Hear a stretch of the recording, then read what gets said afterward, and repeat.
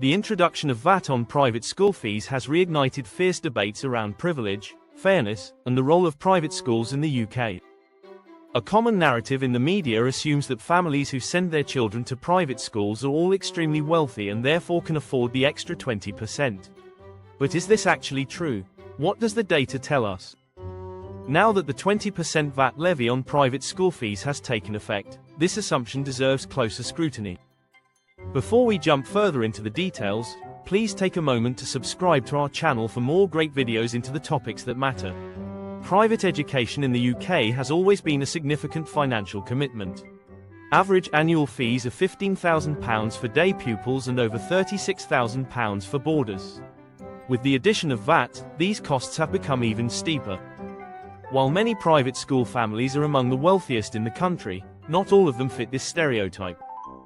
For many middle-class families, paying for private education requires immense sacrifices. These parents may forego holidays, live in smaller homes, or cut back on everyday spending to afford school fees. It's not uncommon to hear stories of families who reorient their entire budgets to prioritize education.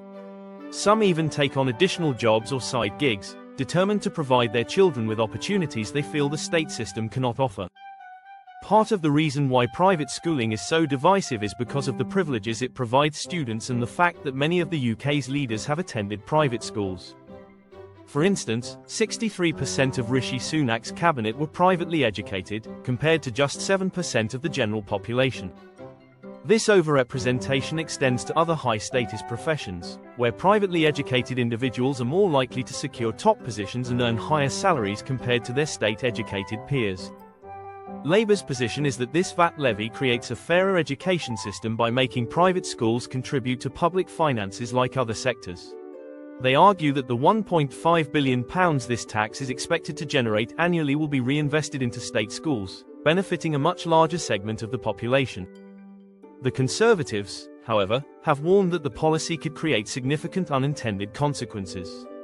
Private schools are now warning of a potential exodus of pupils as middle-class families are priced out. Government estimates suggest that around 37,000 students may leave private schools for the state system as a result of this tax. However, independent school bodies dispute these figures, suggesting the actual number could be much higher, especially if smaller private schools are forced to close due to declining enrollment. This raises questions about whether the projected £1.5 billion in revenue will actually be realised. If a significant number of students transfer to state schools, the government will incur additional costs to accommodate them. The average per-pupil expenditure in state schools is substantial, and an influx of tens of thousands of students could offset the anticipated financial gains from the VAT levy. Moreover, the administrative and infrastructural adjustments required to integrate these students could further strain public resources. Councils across the country are raising alarms about their capacity to handle this influx. Many state schools are already full, with limited options for in-year admissions. This shortage is particularly acute in regions like London and the South East, where state school capacity has been under pressure for years. Adding tens of thousands of new students mid-year is likely to cause significant disruption. The timing of this policy has also sparked criticism. Introducing the VAT levy midway through the academic year has been described as callous and poorly thought through. Families who had already budgeted for private school fees were given little time to adjust to the increased costs, leaving many scrambling for alternatives. For state schools, the mid-year timing complicates planning, from arranging additional classroom space to hiring teachers to handle the sudden surge in pupil numbers. The VAT levy has also sparked a cultural debate. Critics of Labour's policy argue that targeting private schools risks punishing parents who are already making significant sacrifices, particularly those in middle-income brackets. They contend that private education allows families to exercise choice in a way that supports their children's individual needs, often filling gaps where the state system falls short.